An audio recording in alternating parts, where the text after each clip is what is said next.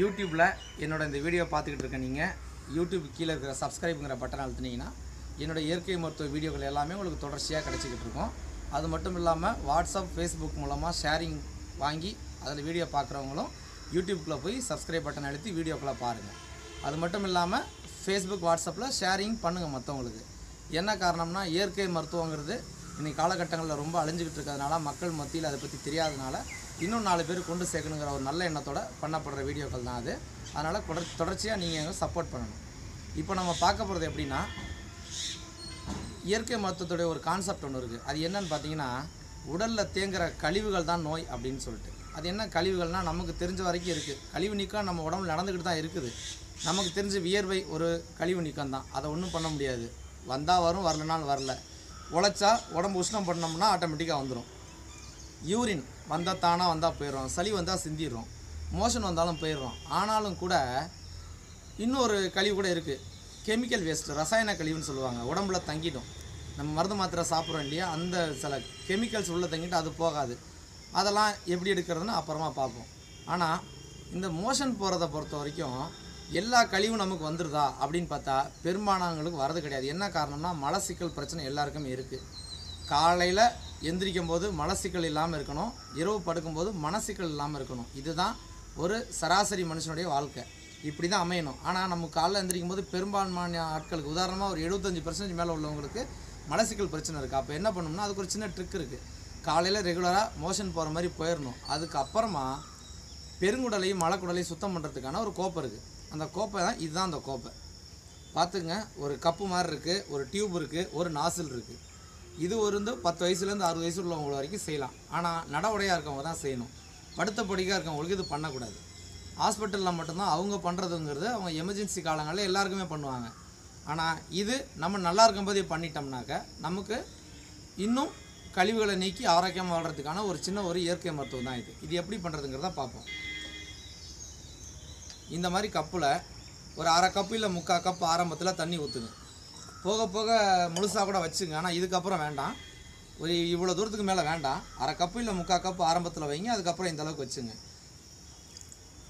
இது என்ன பண்ணோம்னா ஃபஸ்ட்டு இந்த ஏரை ரிலீஸ் பண்ணிடணும்.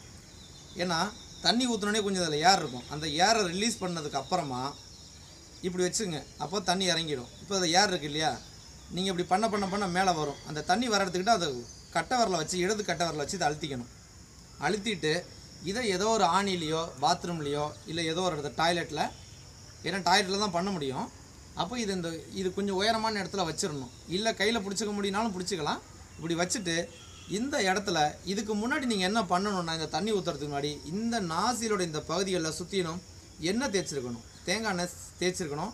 நம்மளுடைய ஆசன வாயிலையும் லைட்டாக எண்ணெய் தேய்ச்சிக்கிறது நல்லது. ஏன்னா ஆரம்ப காலங்களில் ஒரு பயம் இருக்கும், எதுவும் குத்திடுமோ, ரத்தம் வந்துடுமோ, உள்ளே போகாதோ அப்படிங்கிற ஒரு பயம் இருக்கலாம். சில பேருக்கு அந்த இடத்துல வலி இருக்கும். அந்த மாதிரி இருக்கவங்களுக்கு லைட்டாக ஆசன வாயில் எண்ணெயை தேய்ச்சிட்டு இதுலேயும் இது வரைக்கும் எண்ணெய் தேய்ச்சிட்டு நின்றுக்கிட்டோ இல்லை படுத்துக்கிட்டோ, நின்றுக்கிட்ட ஆரம்பத்தில் செய்யுங்க. ஒரு காலை உயரம் பண்ணிக்கிட்டு செய்யலாம். இல்லை ஒரு சைடாக ஒருக்கணிச்சு படுத்துக்கிட்டு இதை ஒரு கையில் பிடிச்சிக்கிட்டு செய்யலாம். இந்த கோப்பை தண்ணி முழுசாக உள்ளே போகிற வரைக்கும் வெயிட் பண்ணணும். உள்ளே போனதுக்கப்புறமா நீங்கள் இந்த நாசிலே வெளில எடுத்துடணும். இல்லை ஆரம்பத்தில் ஒரு மாதிரி தண்ணி வெளில போய்டுன்னு பயம் வந்ததுன்னா நீங்கள் எடுக்க வேண்டியில்லை, அதிலே வச்சுக்கலாம். ஏன்னா இது ஆல்ரெடி உங்களுக்கு மேலே இருக்கிறதுனால ஒன்றும் பிரச்சனை இல்லை. அப்படி இருக்கும்போது ஒரு 5 நிமிஷம் நீங்கள் விடணும். ஆனால் ரொம்ப கஷ்டமாக தான் இருக்கும் ஆரம்பத்தில். ஏன்னா இந்த தண்ணி என்ன பண்ணோம்னா நம்ம ஆசன வழியாக மலக்குடல் போகும். மலக்குடல்லேருந்து பெருங்குடல் போகும். பெருங்குடல்ங்கிறது பார்த்தீங்கன்னா சிறுகுடல் மாதிரி ஒரே பைப்பாக இருக்காது. உள்ளே ஒரு ரூமாக இருக்கும். ஒரு 10-20 ரூமுக்கு மேலே இப்படி இருக்கும் பெருங்குடல். அது பார்த்திங்கன்னா சின்ன ஒரு செப்பரேட்டாக இருக்கும். அப்போது அதுக்குள்ளெல்லாம் போய் இந்த தண்ணி உள்ளே போய் க்ளீன் பண்ணிட்டு வரும். இந்த தண்ணியில் என்ன இருக்கணும்னா, இந்த தண்ணியில் ஒன்றுமே இருக்கக்கூடாது. வெறும் பச்சை தண்ணி, ரன்னிங் வாட்ரு. டெம்பரேச்சர் பார்த்திங்கன்னா நார்மல் ரூம் டெம்பரேச்சர் தான் இருக்கணும். இதில் சுடு தண்ணி ஊற்றி பண்ணக்கூடாது.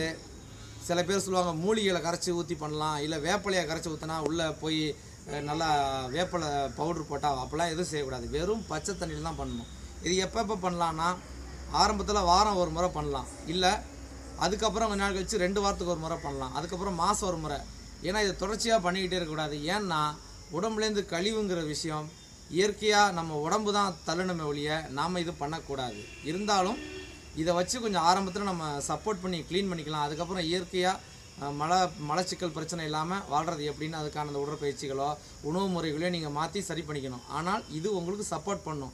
ஆனால் இது மாதம் ஒரு முறை கண்டிப்பாக பண்ணலாம், எந்த தவறும் கிடையாது. இது சாதாரண இனிமா கொடுக்குற மெத்தட் தான். இன்னும் பேதி கொடுக்குறது எப்படின்னா வாய் வழியாக கொடுத்து ஆசன வாய் வழியாக எடுக்கிறதுங்கிறது பேதிங்கிறது. அது அடுத்தடுத்த வீடியோக்களில் நம்ம பார்க்கலாம்.